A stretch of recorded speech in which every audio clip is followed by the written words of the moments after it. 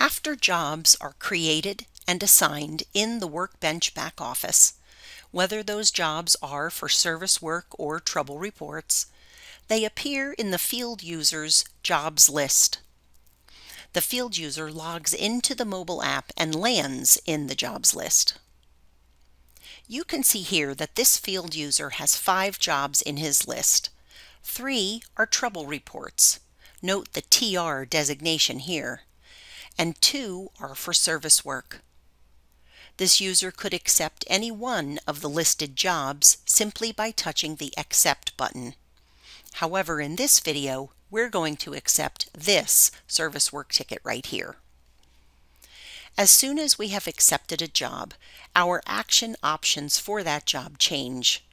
We can no longer accept this job because we already have, but we can unaccept it if our circumstances change, or we can complete the job once we have finished the service work involved. We touch on the entry in the jobs list to open the packet for the job. The map automatically orients to the site where the service must be performed and shows many surrounding features or assets as well. The pop-up identifier you see here includes an info indicator. We can touch the info icon in the pop-up to see the information that has already been associated with this specific asset. Other options we have on this page include search, reviewing related info, completing a time card, completing and submitting a field report, adding a note about the asset to the system, invoking map navigation, or engaging the follow tracking functionality. We can also log out of the system from here.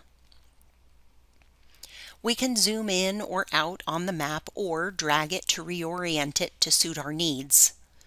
When we choose to navigate for the first time, we'll be offered the option to select our default browser map application, which Workbench will continue to use.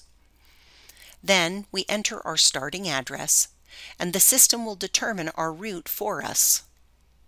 We can expand the directions to preview them, send them to our cell phone, or grab a link to share with dispatch so they know how we intend to get to our next work site. To return to Workbench, we touch the Workbench Go Back in the upper left corner of the device.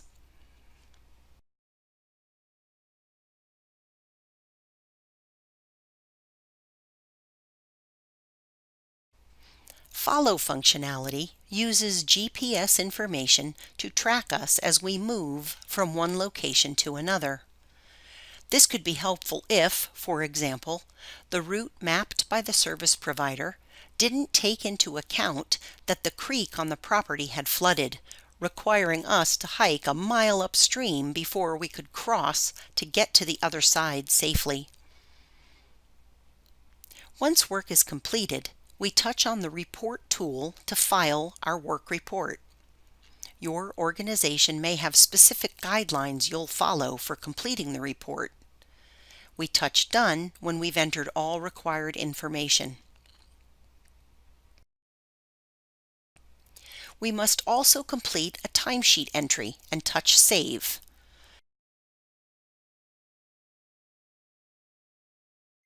When we return to the jobs list, we touch Complete to submit our time card and report to the back office. We can touch Reports to see reports we've filed and their status. The report we just submitted has transmitted successfully, as indicated by the green status indicator here. If there's a problem transmitting a report, the indicator would be yellow or red.